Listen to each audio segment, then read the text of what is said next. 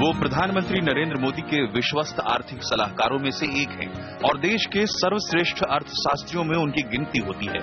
Media के शोर शराबे से खुद को दूर रखने वाले विनम्र आरबीआई गवर्नर उर्जित पटेल खुद कम बोलते हैं, लेकिन उनका काम बोलता है।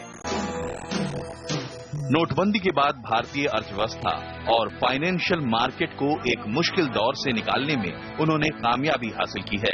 वो लंबे चौड़े दावे नहीं करते, लेकिन जो कहते हैं उसमें वजन होता है। जब आरबीआई की पिछली पॉलिसी में ब्याज दरों में कटौती को निश्चित माना जा रहा था, उम्मीदों के विपरीत जाकर उर्जित पटेल ने सख्त रुख अपना लिया। नोटबंदी के 100 दिनों बाद सितंबर में आरबीआई गवर्नर के बाद डॉक्टर पटेल ने अपना पहला इंटरव्यू दिया है नेटवर्क 18 को। ऑक्सफोर्ड और येल से प्रशिक्षित डॉक्टर पटेल ने नेटवर्क 18 के group editor in chief Rahul Joshi के साथ खुलकर तमाम मुद्दों पर बातचीत की। नोटबंदी से लेकर ब्याज दरों में कटौती तक, प्रधानमंत्री से लेकर प्रेसिडेंट ट्रंप तक, देश दुनिया का कोई भी मुद्दा इस इंटरव्यू में अछूता नहीं रहा। Dr. Patel, thank you for joining us and for giving us this exclusive interview, your first after taking over as the governor of the RBI. My first question is related to the policy. In a run-up to the policy, many commentators were expecting that you would go in for a rate cut, given the low headline inflation rate. But you did not do that, and you shifted the monetary policy stance from accommodative to neutral. What are your reasons? The Monetary Policy Committee resolution and statement that was published last week was fairly extensive in terms of the explanation that was given.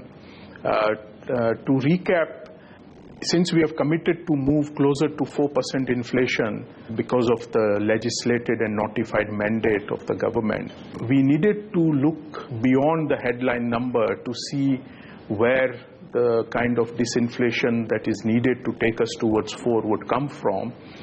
And the committee felt that there is that inflation excluding food and fuel is something that has been stubborn since September, October, and has shown a little sign of coming decisively below 5. And that was the main reason why we had to look through the headline inflation. The other reason is that the effects of the demonetization and now the remonetization also may impact some of the commodities where we have seen disinflation, but we don't know to what extent and for how long. It's most likely going to be short-lived. For example, the disinflation in vegetable prices. Therefore, the headline number needed to be looked through, keeping in mind that we need to get to closer to 4% on a durable basis, but in a calibrated manner. And that was the reason that the MPC thought that we needed to have the flexibility going forward. Therefore, the shift of the stance from accommodative to neutral.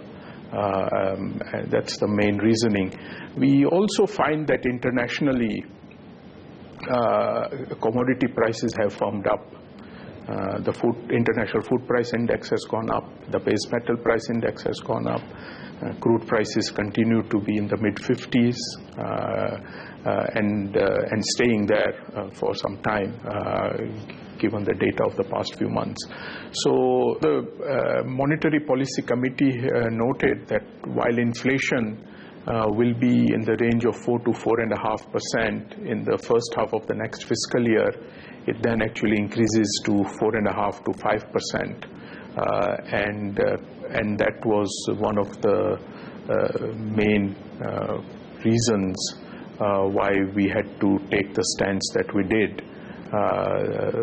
That while we will have some beneficial impact on inflation in the next few months, it then reverses itself, mainly because inflation ex food and fuel continues to be relatively high. How should we understand and interpret the neutral stance? Does it mean that there will be no rate cuts in the next 3 months or no rate cuts in all of 2017? The Monetary Policy Committee could either keep rates constant, increase them, or bring them down. there are three options possible compared to when it is accommodative. So given how the inflation outlook changes, if at all, over the next few readings, in terms of the data that comes about, and our projections based on that for the next fiscal year, policy changes could be either one of those three. Okay. Under what circumstances would you consider a rate cut? Is inflation the only thing, or are there other factors in the mix as well? Well, we have been mandated by the government, backed by legislation, that we have to have an inflation target of about 4%, a central tendency of 4% over the medium term. And therefore, that is our main objective in terms of the policy of the central bank, which is now determined by the MPC. Does this stance of yours mean that the economic recovery could be sooner and sharper than what most forecasters are predicting? Well, actually, if you look at our projections that were published last week as part of the MPC, that we expect growth to be about 7.4% in the next fiscal year, which is about 50 basis points more than the projection for the current fiscal year, and therefore there is a recovery compared to this fiscal year going into next year. There are some good reasons behind that recovery. One is that international trade, especially exports after a long time, are now showing some life. We have had 5 months of positive export growth. I think the budget has provided impetus to key sectors which has multiplier effects: realty, housing, the rural segment, and over time we will see that some of the capacities that had been installed in the past will come up for expansion. So the private investment demand is something that maybe in the second half of this year we may see a little bit of fillip coming from that source also.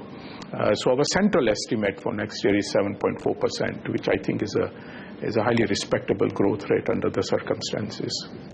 Your assessment of the economic pickup and GDP forecasts are rosier than what has been predicted by the chief economic advisor and some others as well. What do you have to say to that? Well, we predicted a 7.1% growth in December for the current fiscal year based on the information we had at that time, which was in the immediate aftermath of the withdrawal of the specified banknotes. And we came up with a 7.1% number through the exercise that we had done internally at the RBI, which was also a number very close to what two multilateral agencies at the time also came out with. Both the ADB and the World Bank came out with numbers of 7.1%. And then we have revised that estimate at the February policy as more data has come in. And while we give a point estimate, actually our statement has a fan chart, which shows that there is uncertainty around these numbers. I mean, we could very well give a very broad range and then never be proved wrong. But we don't have that luxury. Today marks 100 days of demonetization, a period which has been fairly turbulent for the Indian economy. Do you think that, in your estimates, do you think that the Indian economy will be able to shake off the negative impact of demonetization? Well, almost everyone agrees that the impact is going to be a sharp V, that we would have a downgrade of growth for a short period of time, but the remonetization has happened at a fast pace, and that was part of the plan. That subsequent to the withdrawal of the specified bank notes, our production plans and supply processes would ensure that the remonetization happened as quickly as possible. and which, given our capacities in terms of printing currency notes, is at a high level. Looking back, the last 100 days of demonetization, do you think that the principal objectives of the exercise have been met? And do you think that corruption has been reined in and counterfeiting as well? Well, there were several objectives behind this. From the RBI side, the fake Indian currency note is an important issue that needed to be addressed. The other collateral benefits from this, in terms of greater accountability, better public finance, more transparency, are by definition areas that take time to fully play out. We have also had financial reintermediation in terms of greater financial savings going into deposits, mutual funds, insurance. So there have been a fair number of benefits. The impetus given to digitization is something also that should be beneficial going forward. But I think in all these supportive policies and more work is needed so that these benefits are not only tangible but are long-lasting and durable. Okay, one must compliment the RBI for managing the rupee despite the FCNRB outflow and demonetization. Do you really believe that the rupee is overvalued, and is that a cause for worry? Well, the exchange rate value of the rupee is broadly market determined, and the Reserve Bank of India, in terms of its long-standing policy, is that we intervene only during episodes of undue volatility. There is a feeling that, if the rupee is overvalued, then, it could mean, it could stunt growth because imports get good cheaper. So that's why the question. Yeah. Well, our current account is low, and it has been low for some time now, and it's at a level that is easily financeable. So in that sense, the rupee is broadly where it should be. From your vantage point, how do you see the global economy, given the momentous political changes that have taken place and its knock-on effect on economic policy and trade? The change in policies from the largest economy in the world, namely the US, is something that the world will have to start getting used to. Because it is a major change in terms of openness to trade, in terms of trade barriers, in terms of the kind of fiscal policy that the new government may undertake, which, against the backdrop of a tightening monetary policy stance by the US Fed, has a real possibility of financial volatility going forward. I think some of these uncertainty may get resolved. For example, what the new government's taxation plan is going to be, which will then impact the fiscal deficit in the US. And some of it may actually add to the volatility going forward if there are too many flip-flops in terms of what is actually going to get implemented. So I think we are at an important juncture, and the possibility of negative consequences for countries around the world is a possibility. I think Asia may come in for special treatment because almost 2/3 of the US trade deficit in goods is with respect to Asia, and we just have to see how things evolve in terms of tangible policy changes, which I think the US government so far seems to be fairly determined to carry through. Now, how much of a cause for concern is it for an economy like India? I think it's a cause for concern for the world. I think it's a cause for concern for emerging markets. And in terms of creating financial volatility, I don't think anyone will be safeguarded from it, and we have to manage this as it plays out.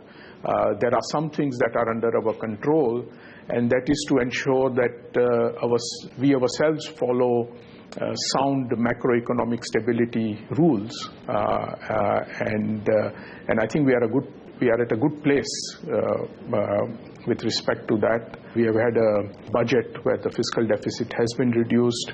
We have a central bank which has a mandate for flexible inflation targeting. We have reserves which are at over $360 billion, and we have a current account deficit that continues to be modest. So we need to look after these attributes of macroeconomic stability, and that will allow us to withstand some of these sources of turbulence that come from the wider world.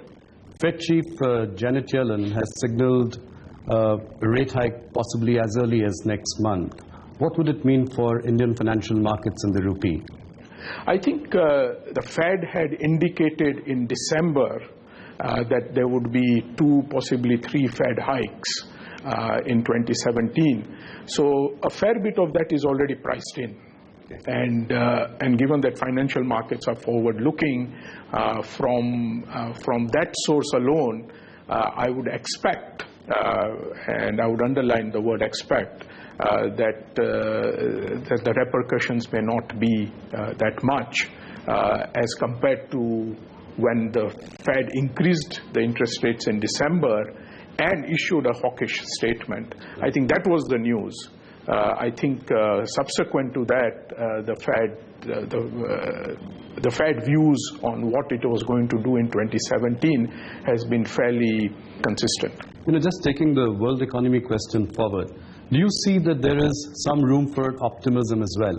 What would you advocate today for corporate India? A cautionary stance or an expansionary mindset? Well, it's not for a central bank to advise businesses what it should do.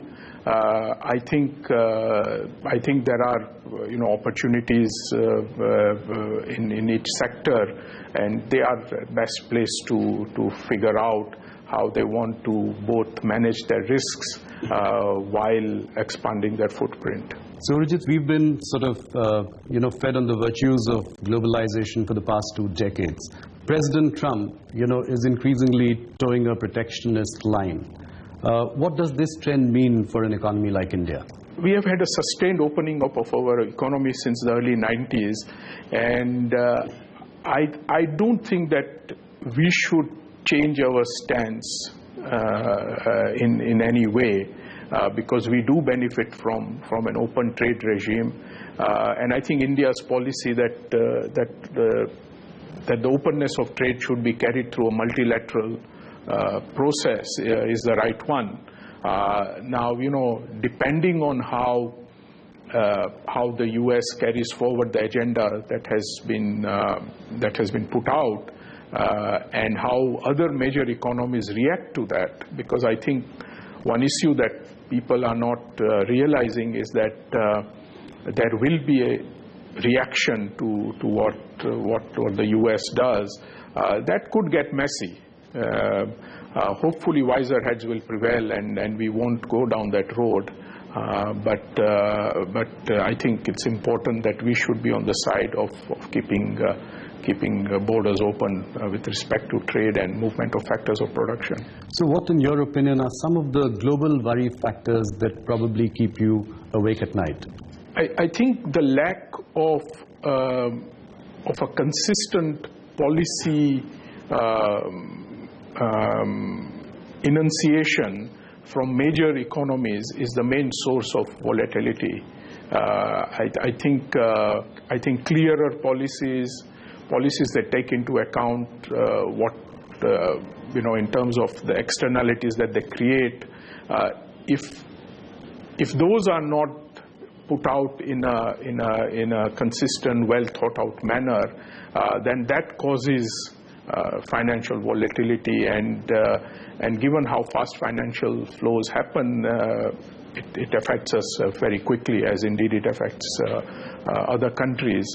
I think in terms of our mandate of the RBI, etc., I think the hardening of some of the internationally traded commodities is something that we need to be worried about, because that would feed into inflation.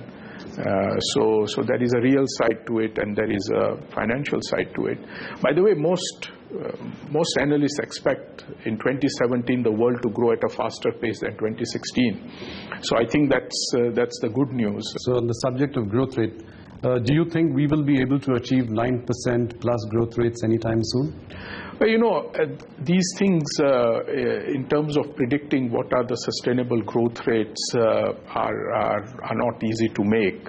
If very fundamental reforms take place, especially when it comes to factors of production like land, labor, then a higher growth rate is possible. Now, how much higher than the 7.5 that we are achieving so far is difficult to say, but the fact is we did grow at some point faster than where we are now, but it could very well be that was unsustainable and this is sustainable. So I think 7.5% growth rate is not something to be disappointed. Not at all. Yeah. You know, how do you respond to the recent criticism of the Reserve Bank of India? You know, do you personally feel upset about it? It's important that one grows a thick skin fast in this business, and I think we have done that. We have gone about our work. We had undertaken major challenges during this past few months, and you know, valid criticism is something that we are open for, and we take it in the spirit in which it is given and try to improve ourselves. But you know, everyone also agrees that not only the RBI but the wider banking system has done a Herculean job over the last few months, and over this period when there were many challenges. And I think that's also important to keep in mind, given the scope of the challenge, how far people worked to get over them. You know, you spent a lot of time explaining me some of the work that you've been able to do over the last few months. Do you feel sad that, you know, sometimes media tends to look at the negative more than, you know, some of the good work that has been done? I mean, even in the case, let's say, of remonetization. Well, you know, that's always been the case. So you know, these things, what makes news is fairly subjective in this regard. In terms of the remonetization, we are proceeding at a pace that is very quick, and therefore we have managed to bring the situation to normal along most of the dimensions after the demonetization.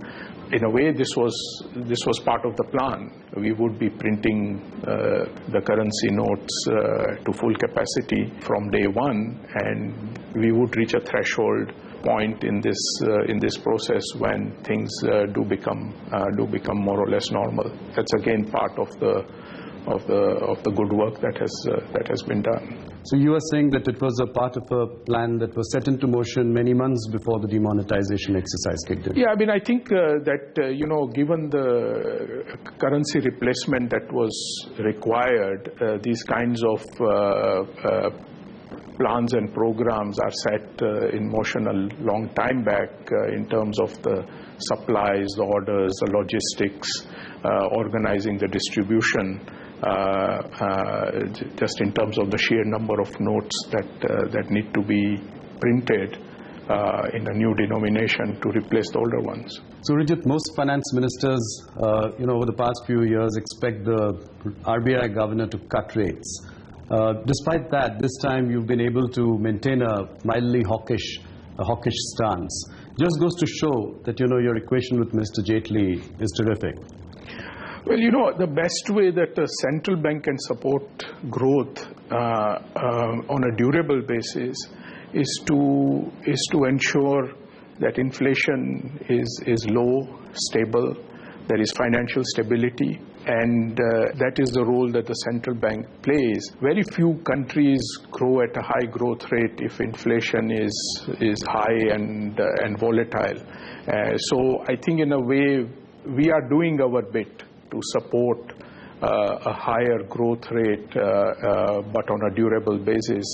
And with the constitution of the MPC, we have now diverse views on how the monetary policy is established every 2 months.